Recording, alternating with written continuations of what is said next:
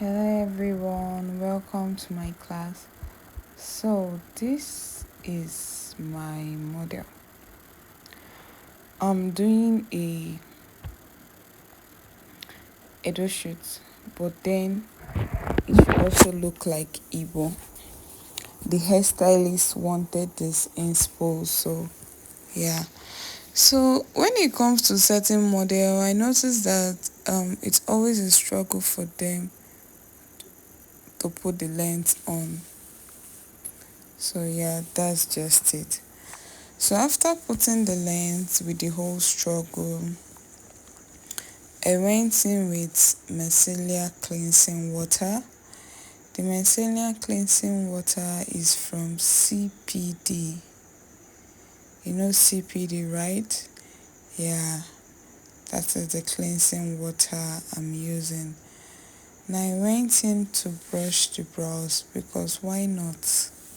If not, it's very important to brush the brows appropriately. After that, I groomed the brows lightly because she doesn't really have hair, so I just groomed the brows lightly. Always note that whatever you do to the left, you do to the right. Don't forget that. Now, the sweat block I'm going in with is from Julia Diamond Cosmetics. So when it comes to skin prep for brides, most times I notice that if I apply the sweat block first before doing other on my skin prep, it tends to retain properly. So I just apply the sweat block first. After that, I went in with my moisturizer. My moisturizer is from Julia Diamond Cosmetics. Okay, moisturizer from So the moisturizer I'm using is from Julia Diamond Cosmetics. I used it to moisturize the skin appropriately. Remember, we already applied sweat block. Now, there is something you should know. Something you should know is that this moisturizer of a thing, if the skin is too oily, I don't advise you put more moisturizer. You get more moisturizer is better on a dry skin. Before you start a makeup, always ask the client, please, what is your skin tone? And please, what kind of makeup do you want? Trust me, this will save you from a lot of stress. Now, after that, I went on with setting spray to set the face. Cause yes, why not? We have to set the face appropriately. So now I went in with foundation. The foundation I'm using is from Elegance Beauty. See, when working on a bride, less is better than more. Okay, in case you don't understand, what I mean is that it's better you start with products you apply that you can control. Like you apply small, blend, make sure it's okay before you apply again. Don't go and pack too much and you'll be like, I can blend it. No, you cannot blend it. Try and make sure you collect what you can blend. Now I always blend down to the neck when it comes to my foundation because I know that it's important to do so. Okay, so after that I'll be going in with blush. The blush I'm using is from my lip palette, so don't be confused. I'm using a blush from my lip palette. Yeah, I use my lip palette as my blush, so that's where I'm applying these stuffs. Now for the under eye, I went in with concealer from Davilas. See, one trick you should know is that this concealer is a matte concealer. When they say matte, they mean something that dries, and it is advised to use it on the brows, not on the skin if it's a very matte concealer, because it might not blend properly. But if you observe, immediately I put the concealer, I blended. I did not allow it stay. I blended immediately. Why? Because I don't want to do something that I cannot control. After putting the concealer, I had to turn off the light because I noticed her eyes were teary. I went in with powder that is of her skin shade, and then to blend the skin. Why do you think I'm doing so? I'm doing so because I want to balance the face properly before applying my setting powder. This technique enables me to get a flawless finish. This is one secret that you might neglect, but trust me, this will help you to get a very good flawless finish.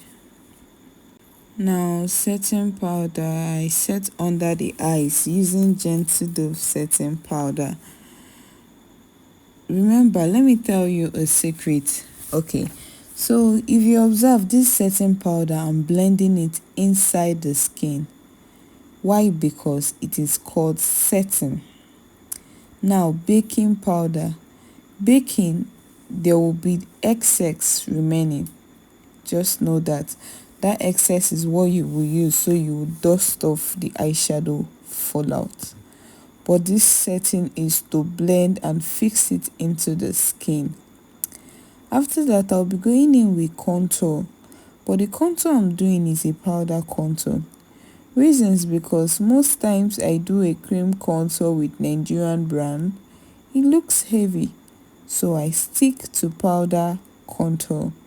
So because for those of you that will be asking, you did not do cream contour. No, I did not do cream contour. What I did was a powder contour.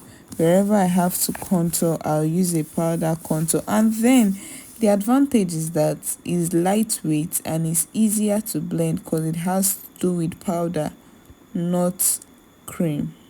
Okay, so yeah, I'm going in with a shade to just contour her nose, to give her that pointed feel, because why not? She's a pretty girl, so she needs her nose to be very pointed.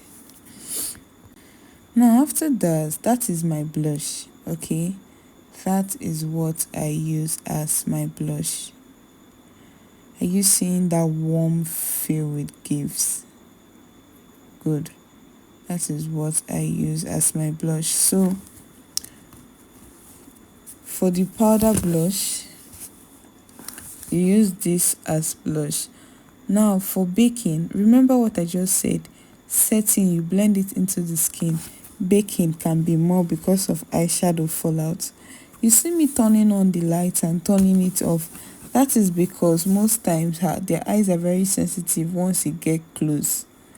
Now the powder is still the same powder I use for setting that I use for baking. Don't be confused. And these powders, I'm only applying it on the places I applied concealer.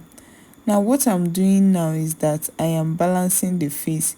Any place that there is no powder, I apply powder.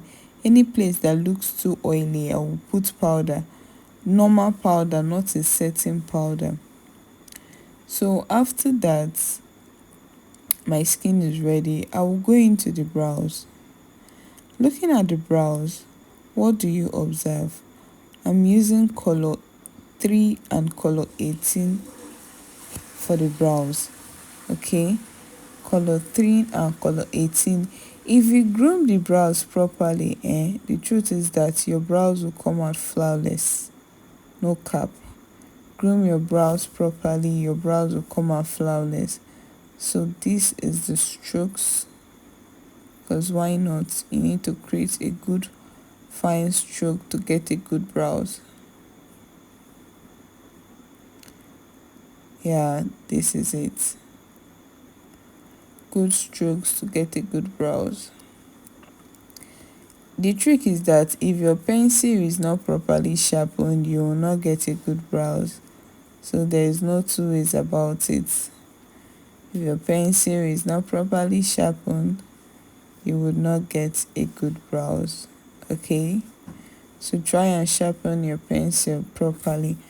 After that, I had to brush appropriately.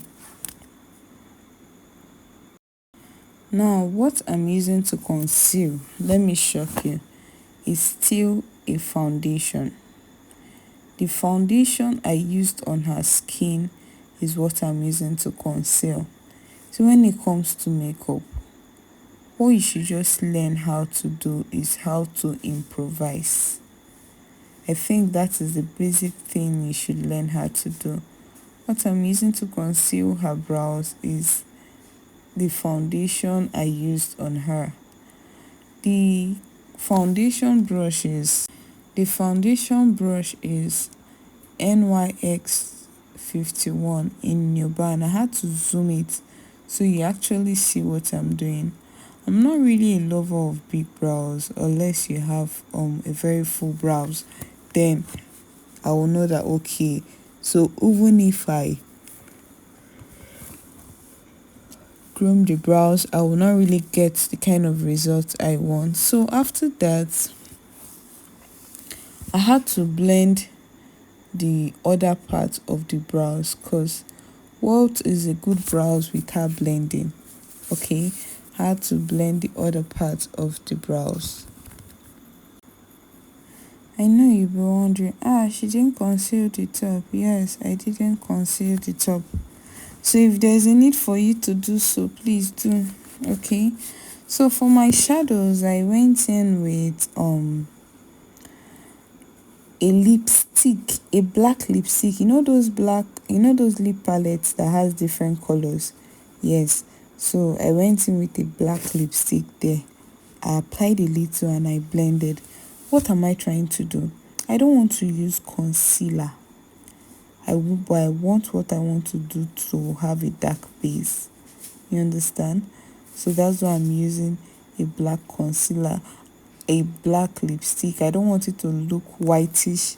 I want it to have a dark base. So after that, if you apply lipstick, it will be too oily. Now I went in with a dark powder like this from the powder palette to just apply on her eyes. You can see my model has a nice eyes. After that, I still went in with that blush palette, the light orange, very light orange. I blended it alongside with powder to blend the harsh lines that will be coming from the lipstick I collected. Now see what I was telling you about. Are you seeing? Now it doesn't look too black again. See, when it comes to makeup, this is the secret you have to know. Like, if you don't know how to maneuver things, you will keep buying and buying. After that, I went in with glue. The glue I'm going in with is pigment glue, glitters glue, any name you call it, but I'm going in with glue. I like applying this glue with my hand because I tend to get better results with my hand. So after applying it, I went in with this pink shade. This shade was actually nice. I really didn't see it before changing it. I was thinking it's too pinkish. But then when I tried only this shade on someone, I realized that this shade is bomb. Okay, so after applying this shade, I had to apply another shade. I was thinking it was too pinkish. That's why I had to apply another shade.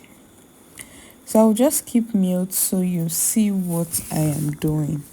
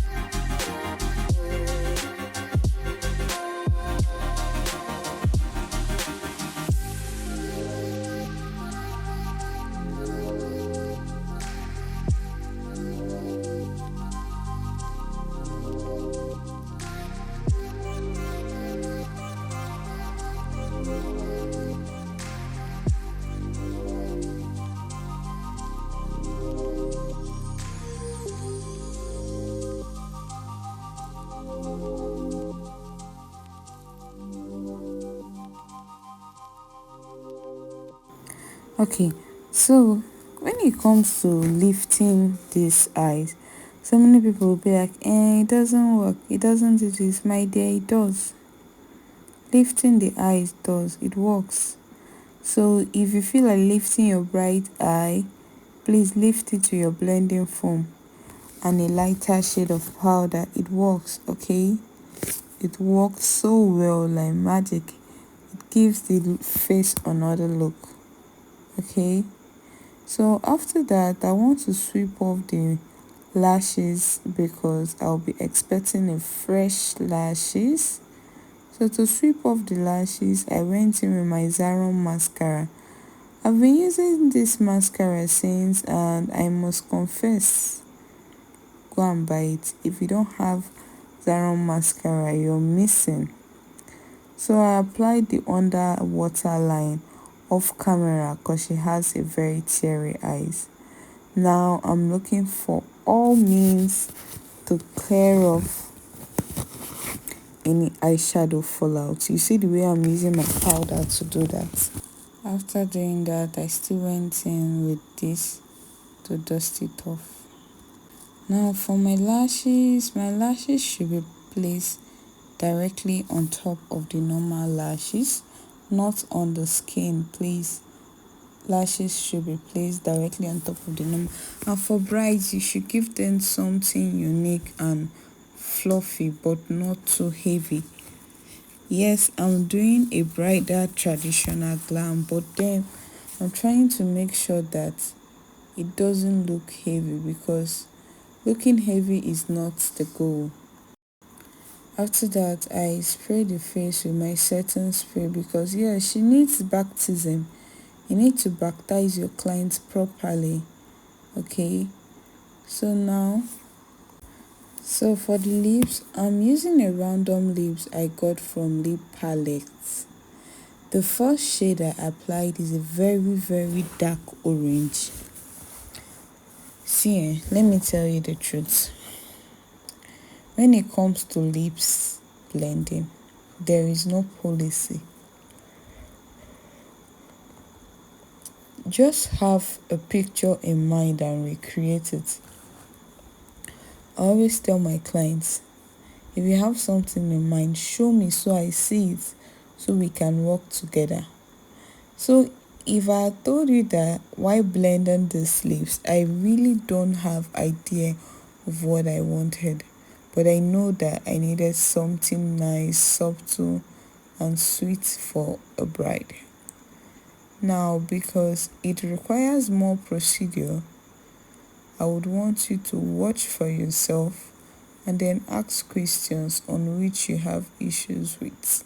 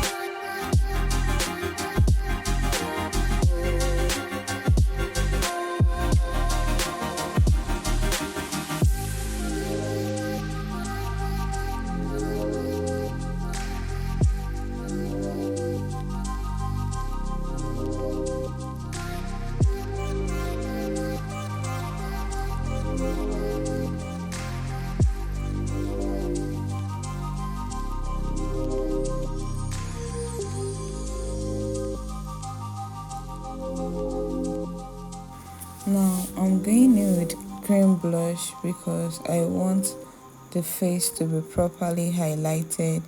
Then later I will be applying powder bronzer. Okay, but if you apply this and you feel like the result is okay, it's fine by you, very very fine. So now this is application of bronzer application. You just apply slightly since you've already gotten what you wanted. So now we'll be applying the gloss. So see how it looks. Remember, I never had inspo of what I wanted. So yeah, that's how it is. So see how gorgeous it looks.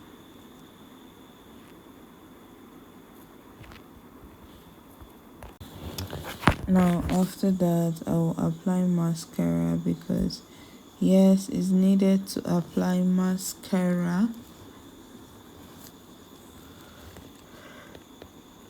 So yeah, this is the end product of my bride.